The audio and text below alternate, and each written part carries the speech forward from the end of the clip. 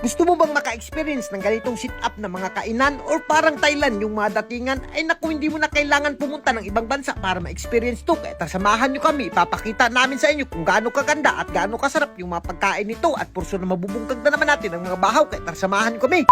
Ngayong araw guys, samahan nyo kami dahil aaduin natin yung isa sa pinakasikat na resort dito sa San Agustin, Surigao del Sur. Walang iba kundi ang Gran Entrada. At meron din silang bagong kainan dito guys na ang lakas maka-Thailand. At ito yung kuisina. At sa puntong ito guys, sinugat na kaagad kami ng may stop nila dito sa La Entrada. Napakabutan. Shout out sa inyo ma, mabuhay kayo hanggat gusto nyo. Alas 12 nga pala kami umabot dito guys. At yes, pwede kang mag-book ng mga room sila dito. Merong deluxe room na merong ref at merong TV na Netflix. Kumplito na lahat. At makikita mo pa dito sa likod yung katunggan na napakaganda. Pwede ka nang mamingwit. At syempre guys, kung duha lang bitaw kayo magkasama, perfect rin itong bakawan rooms nila dahil napakaganda. At as you can see naman yung rooms. At yun bang pagising mo sa umaga, basta sabi ka na lang na parang gusto ko ng magandang tanawin ba? Napakaganda naman talaga. At hindi ka magmamahay dyan guys. So pati si IB mas lalong gumanda dahil napakaganda ng view. At dito kapag gusto mo rin naman magmuni-muni dito sa labas, naku, napakaganda ng view at parang nasa ibang bansa ka na talaga. At meron din silang maisnakanan dito kapag igusla ka at magsima-sima ka, pwede ka mag-snack-snack dito. At ayan na nga guys, kung nakikita yung mga kahoy nila, talagang kakaiba at napaka-aesthetic. Na meet up ko pa dyan si Mr. Bean na napakabait talaga at hindi lumilihot. Itong resort na to guys, ito talagang pinaka-perfect para sa mga pamilya nyo. Talagang hindi kayo magmamahay. At sa puntong ito, nagsima-sima na nga kami ng ma-snacks nila dito.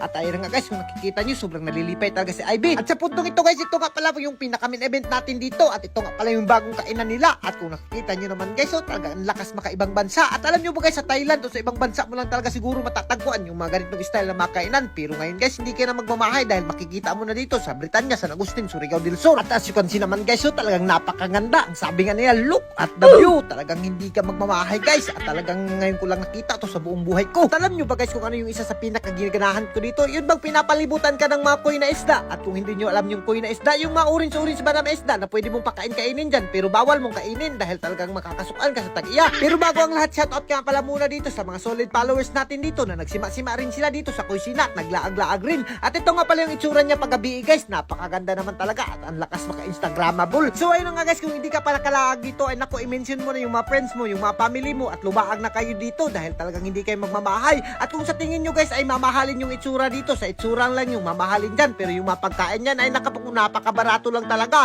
at talagang hindi kayo magmamahay dahil kapag gabi meron din silang mga banda dito, talagang malilingaw ka sa kakapanood. At sa puntong ito guys, dahil gibati na kami pagkagusla at siyempre napakasarap kasi kumain dito lalo na kapag pinapalibutan ka ng maisda. Sabi nga nila kapag nakikita mo rin yung maisda dito sa paligid mo ay talagang mawala yung stress mo. At ayun nga guys, nawala nga yung stress ko dyan dahil binungkag ko na yung bahaw dito sa kusina. At as you can see naman guys, talagang nalimutan namin yung mga problema namin na IB simula nung nakapunta kami dito sa kusina. Kaya naman huwag ka na magpadugay-dugay pa at kung hindi kami nakapunta dito, pumunta ka na. At hanggang dito na lang muna siguro kami guys. At special shoutout ka pala kay Ma'am Ems na napakabait talaga ng staff dito sa kusina. Mabuhay ka ma'am hanggat gusto mo. At hanggang dito na lang muna kami. Thank you and God bless you all. Mag-ingat kayo dyan palagi. Mabuhay kayo hanggat gusto nyo.